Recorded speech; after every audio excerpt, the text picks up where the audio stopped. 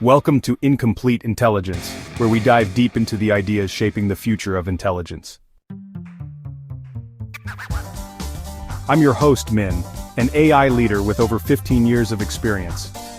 My work has focused on building practical and impactful AI systems, especially in natural language processing, and I've seen firsthand how the promises and limitations of AI unfold in real-world high-stakes domains like healthcare.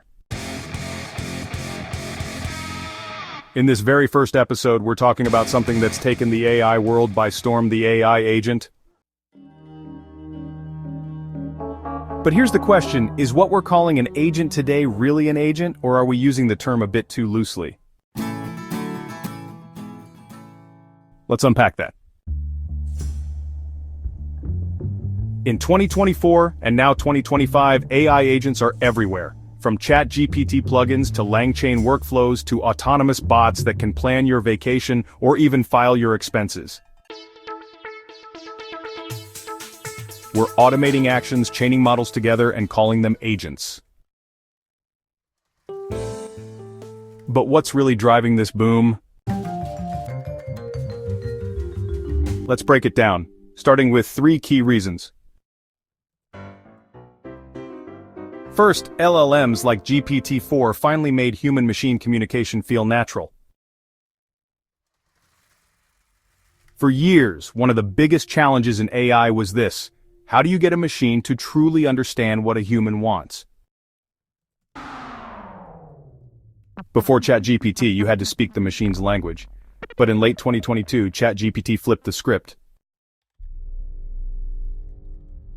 Thanks to models like GPT-4 and GPT-4o, we can now speak in plain English, be messy, vague, and still get the model to understand what we want.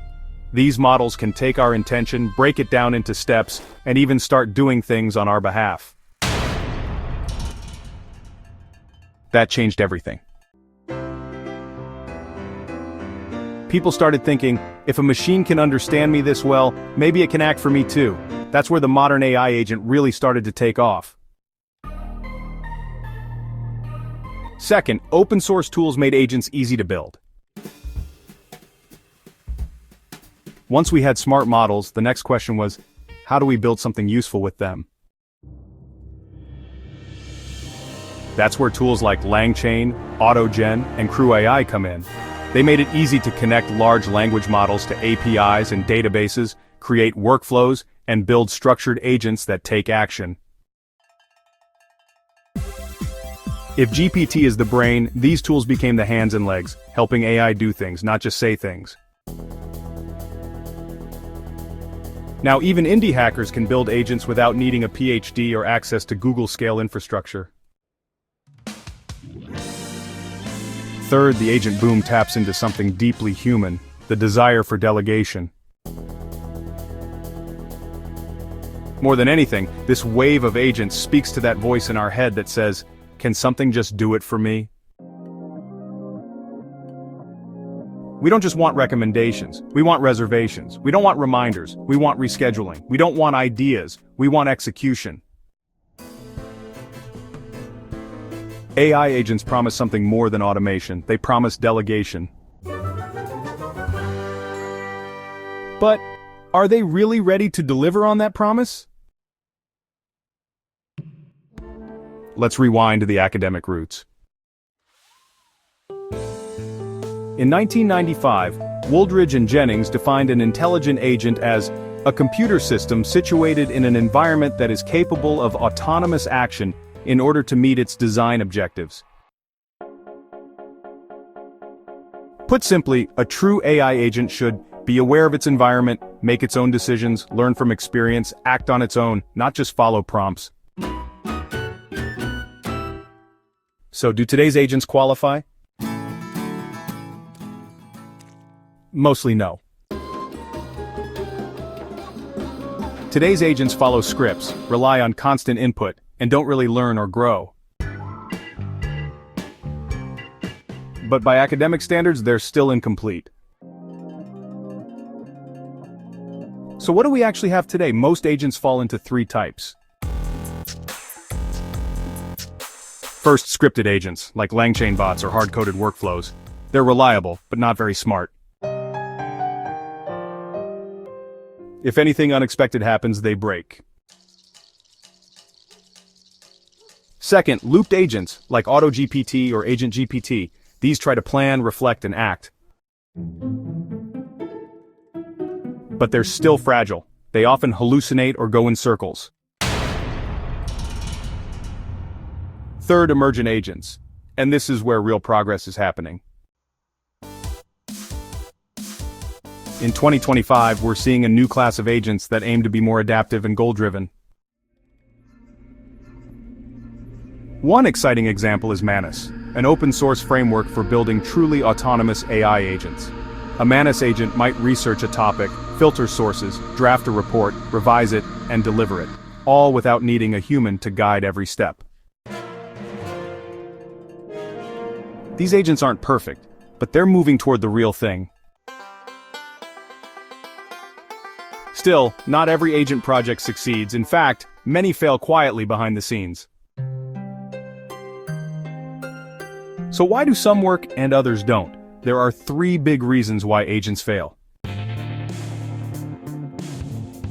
First, performance gaps, especially in multi-agent systems. When you have many agents passing work between each other, small mistakes can stack up fast. Second, overpromising autonomy. If your agent constantly needs help or correction, it's not saving anyone time. Third, unclear ROI. If it doesn't save time, reduce cost, or improve accuracy, businesses will abandon it.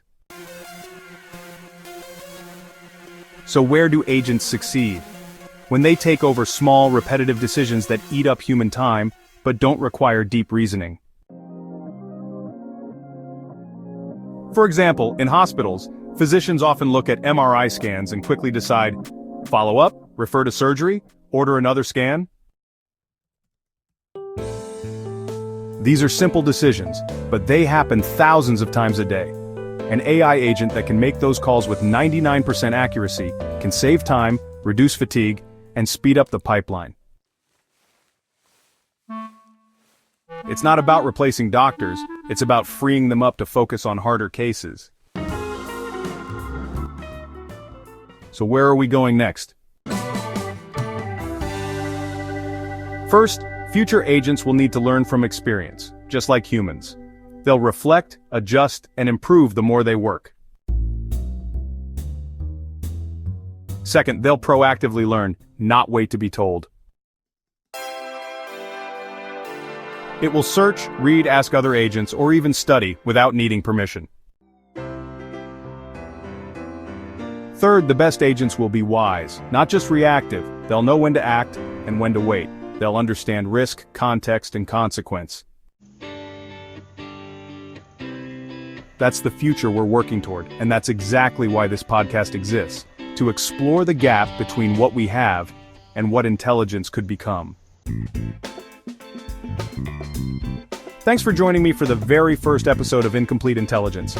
If you found this helpful, follow the show and share it with a friend who's curious about the future of